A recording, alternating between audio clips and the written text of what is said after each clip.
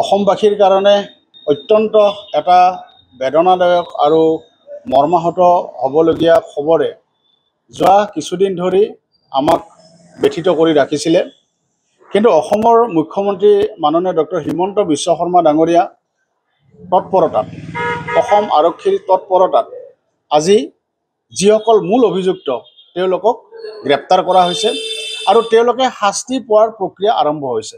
ইতিমধ্যে তদন্তকাৰী বিষয়াই ঘোষণা কৰিছে যে ফাষ্ট ট্ৰেক আদালতত জুবিন গাৰ্গৰ হত্যাৰ অভিযুক্তসকলৰ বিৰুদ্ধে গোচৰ আৰম্ভ হৈছে আৰু আমি আশাবাদী যে ফাষ্ট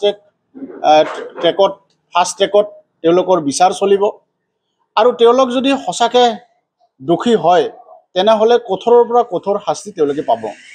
ইতিমধ্যে শ্যাম কানু মহন্ত আৰু সিদ্ধাৰ্থ শৰ্মা জাতীয় খলনায়কত পৰিণত হৈছে।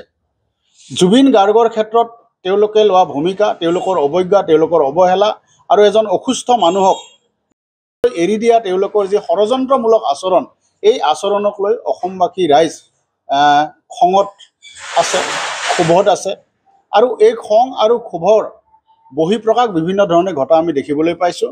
কিন্তু এই সকলোবিলাকৰ অন্তত এতিয়া মুখ্যমন্ত্ৰীগৰাকীৰ তৎপৰতাত আমি ন্যায় পাবলৈ এক ৰাস্তা মুকলি হৈছে।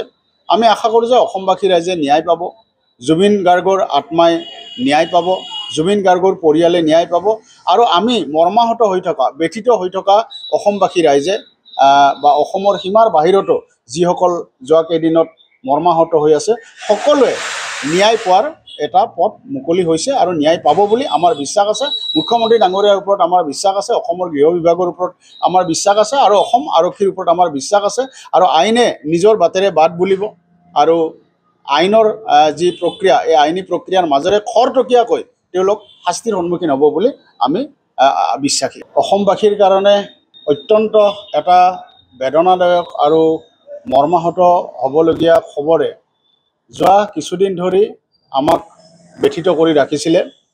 কিন্তু অসমৰ মুখ্যমন্ত্ৰী মাননীয় ডক্টৰ হিমন্ত বিশ্ব শৰ্মা ডাঙৰীয়া তৎপৰতাত, অসম আৰক্ষীৰ তৎপৰতাত আজি যিসকল মূল অভিযুক্ত তেওঁলোকক গ্ৰেপ্তাৰ কৰা হৈছে আৰু তেওঁলোকে শাস্তি পোৱাৰ প্ৰক্ৰিয়া আৰম্ভ হৈছে। ইতিমধ্যে তদন্তকাৰী বিষয়াই ঘোষণা কৰিছে যে ফাষ্ট ট্ৰেক আদালতত জুবিন গাৰ্গৰ হত্যাৰ অভিযুক্তসকলৰ বিৰুদ্ধে গোচৰ আৰম্ভ হৈছে আৰু আমি আশাবাদী যে ফাষ্ট ট্ৰেকত তেওঁলোকৰ বিচাৰ চলিব আৰু তেওঁলোক যদি সঁচাকৈ দোষী হয় তেনেহ'লে কঠোৰৰ পৰা কঠোৰ শাস্তি তেওঁলোকে পাব। ইতিমধ্যে শ্যাম কানু মহন্ত আৰু সিদ্ধাৰ্থ শৰ্মা জাতীয় খলনায়কত পৰিণত হৈছে। জুবিন গাৰ্গৰ ক্ষেত্ৰত তেওঁলোকে লোৱা ভূমিকা, তেওঁলোকৰ অৱজ্ঞা, তেওঁলোকৰ অৱহেলা আৰু এজন অসুস্থ মানুহক এৰি দিয়া তেওঁলোকৰ যি ষড়যন্ত্ৰমূলক আচৰণ, এই আচৰণক লৈ অসমবাসী ৰাইজ খঙত আছে, ক্ষোভত আছে আৰু এই খং আৰু ক্ষোভৰ বহিঃপ্ৰকাশ বিভিন্ন ধৰণে ঘটা আমি দেখিবলৈ পাইছোঁ। কিন্তু এই সকলোবিলাকৰ অন্তত এতিয়া মুখ্যমন্ত্ৰীগৰাকীৰ তৎপৰতাত আমি ন্যায় পাবলৈ এক ৰাস্তা মুকলি হৈছে। আমি আশা কৰোঁ যে অসমবাসী ৰাইজে ন্যায় পাব, জুবিন গাৰ্গৰ আত্মাই ন্যায় পাব, জুবিন গাৰ্গৰ পৰিয়ালে ন্যায় পাব আৰু আমি মৰ্মাহত হৈ থকা, ব্যথিত হৈ থকা অসমবাসী ৰাইজে বা অসমৰ সীমাৰ বাহিৰতো যিসকল যোৱা কেইদিনত মৰ্মাহত হৈ আছে সকলোৱে ন্যায় পোৱাৰ এটা পথ মুকলি হৈছে আৰু ন্যায় পাব বুলি আমাৰ বিশ্বাস আছে। মুখ্যমন্ত্ৰী ডাঙৰীয়াৰ ওপৰত আমাৰ বিশ্বাস আছে, অসমৰ গৃহ বিভাগৰ ওপৰত আমাৰ বিশ্বাস আছে আৰু অসম আৰক্ষীৰ ওপৰত আমাৰ বিশ্বাস আছে আৰু আইনে নিজৰ বাটেৰে বাট বুলিব আৰু আইনৰ যি প্ৰক্ৰিয়া, এই আইনী প্ৰক্ৰিয়াৰ মাজেৰে খৰতকীয়াকৈ তেওঁলোক শাস্তিৰ সন্মুখীন হ'ব বুলি আমি বিশ্বাসী।